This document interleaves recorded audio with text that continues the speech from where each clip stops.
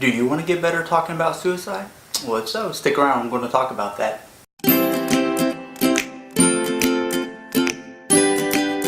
Hey, what's going on, everybody? Welcome back to So How Does That Make You Feel? My name's Kyle Summers.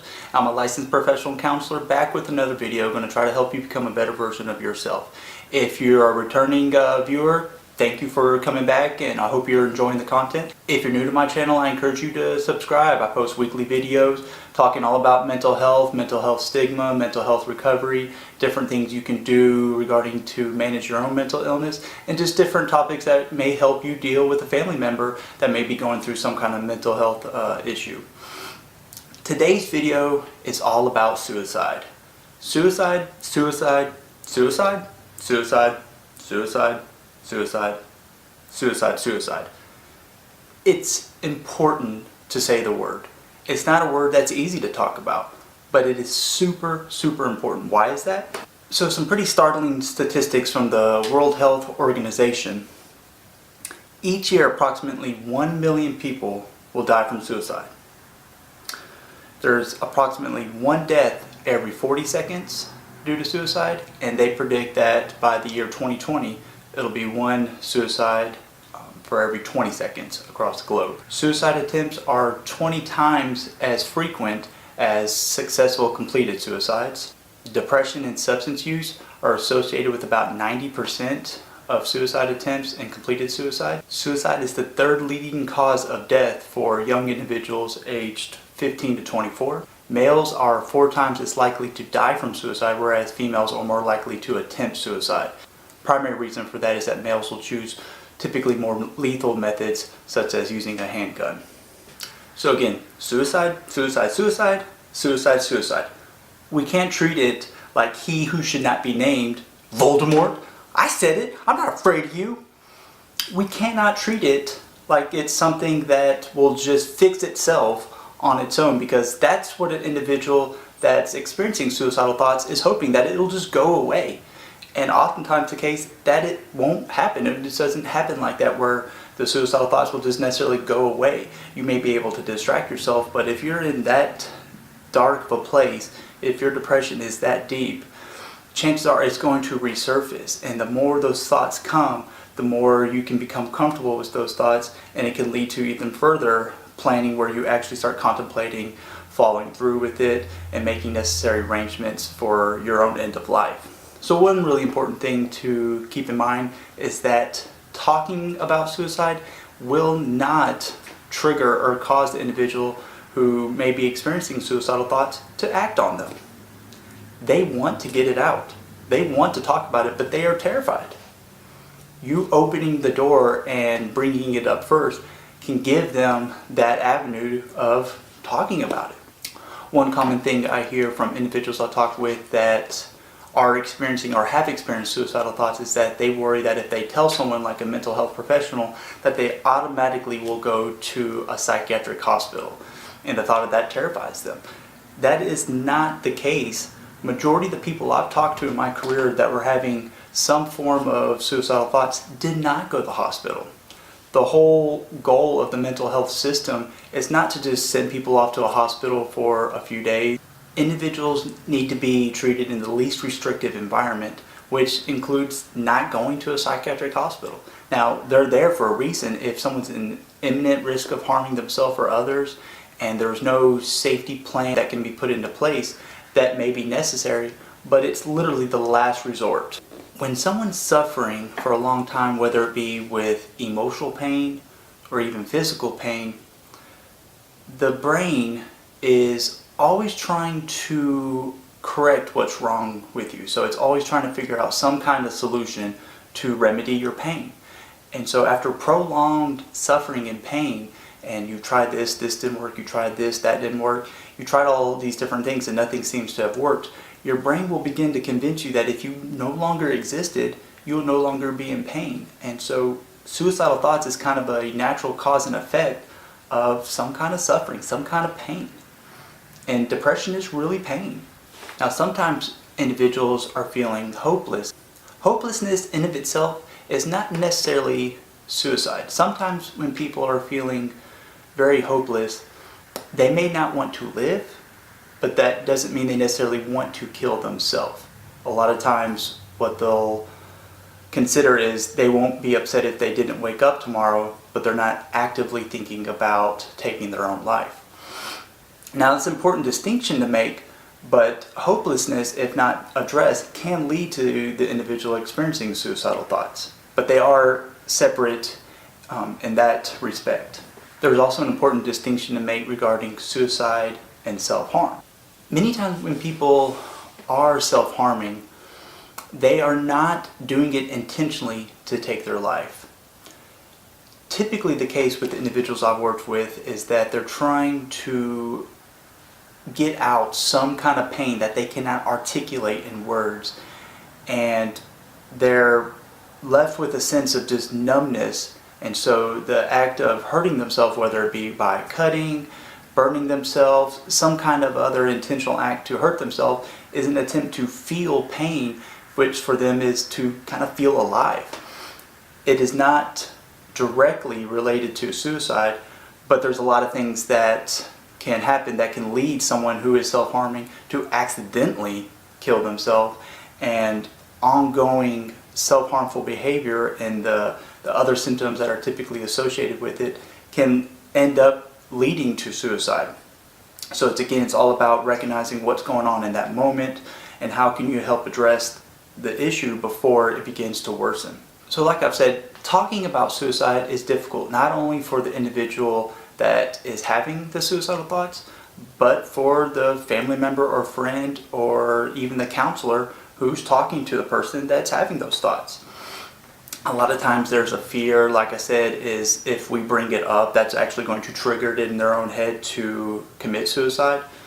There's also the fear of, well, what do I say if they are having suicidal thoughts? So sometimes there can be a doubt that they'll say the right thing and they don't want to upset or anger the person.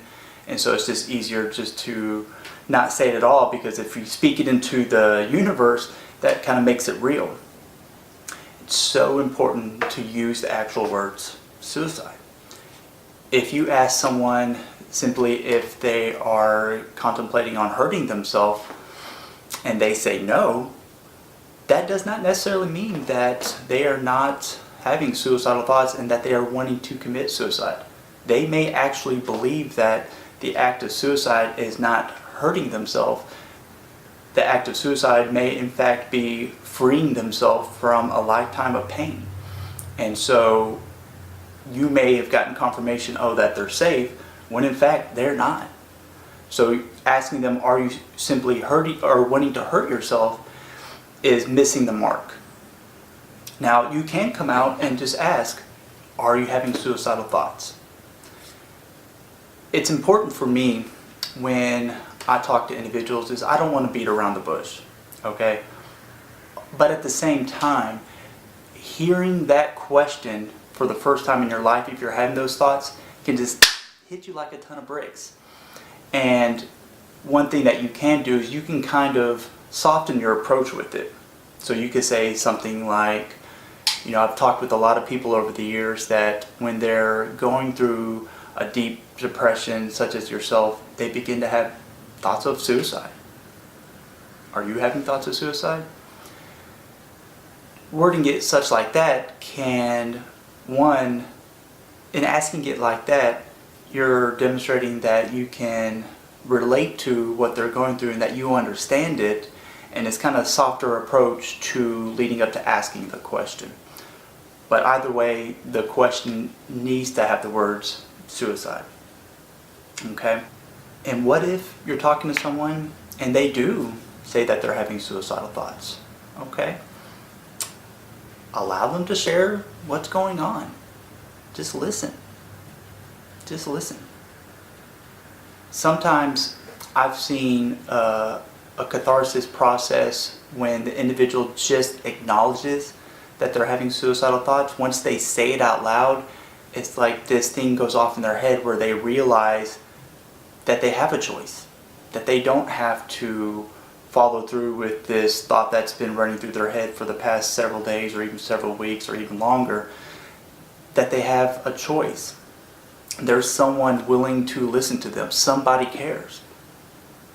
A lot of times individuals, when they're having suicidal thoughts, they'll convince themselves that no one cares and that the people in their life will be better off for them having killed themselves. And so one person that's willing to take the time and to listen to them can make the difference in whether or not they live or they die. And it's unfortunate that it's that black and white sometimes, but it is.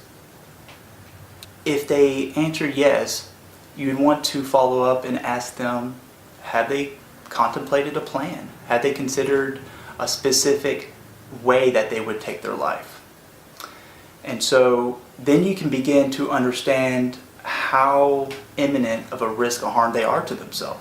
If they're having the thoughts and they begin to say, yes, I've considered overdosing on my blood pressure medication, and they in fact have a large supply of blood pressure medication, then you start being able to see that, okay, this is getting very imminent.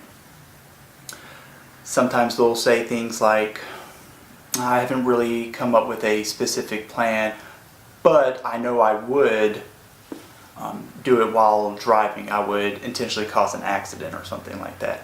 And so they haven't specifically laid out a plan, but they have considered the fact that driving could be involved, and while they're driving, that impulse could hit them. So somebody that articulates even kind of a loosely held plan like that still demonstrates that they are a higher risk. So what to do? Well, I'll put some links down below of some national crisis hotlines, one that you can call and one that you can text, and you can access those 24/7, and they can give you solid advice if you're a family member that's calling on behalf of someone, or you're the individual that's going through this. They can help you process those and help you better understand what your options are and what they can do to help you out in that moment to keep you safe. If someone is having some thoughts of suicide, but there's no plan, there's no imminent risk, but the thoughts are there and they have been there, you want to reduce the things in their life that can lead them to act impulsively and hurt themselves. So removing any and all firearms from the house, anything, any kind of medications, potentially even Tylenol or ibuprofen, things like that they can get over the counter. Those are very potentially fatal if taken in large doses. You just want to work with them and try to have a plan in place that will remove some of the things that would help them feel safer. Because a lot of times these individuals with these thoughts is that they don't want to die, and just having these thoughts are terrifying. And so by removing some of the access to things and having someone there that they can talk to can make a huge difference in helping them work through that difficult time period.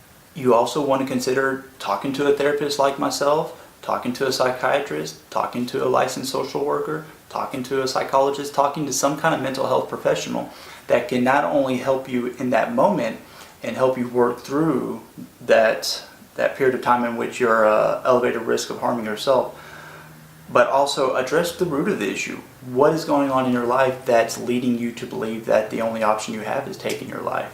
And begin to kind of slowly unravel what's at the root of it, and begin addressing it and better understanding yourself. Well guys, I hope you enjoyed that video. I know it's not an easy topic to talk about, but it's absolutely necessary. It's absolutely vital that we treat it as something that is okay to talk about, and that we can allow ourselves the ability to say those words, because it could literally save your life or the life of a family member or a loved one or someone that you care about. So important. So again guys, my name's Kyle Summers. I hope you enjoyed the video. If you did, hey, let me know down in the comment section what you thought of it. Give me a like and subscribe. Hit the bell notification so you can be notified when I upload new videos. Again, weekly videos, just trying to combat mental health stigma, help individuals in their own recovery, and just create a safe platform to talk about things regarding mental health. Alright guys, alright, see y'all next time.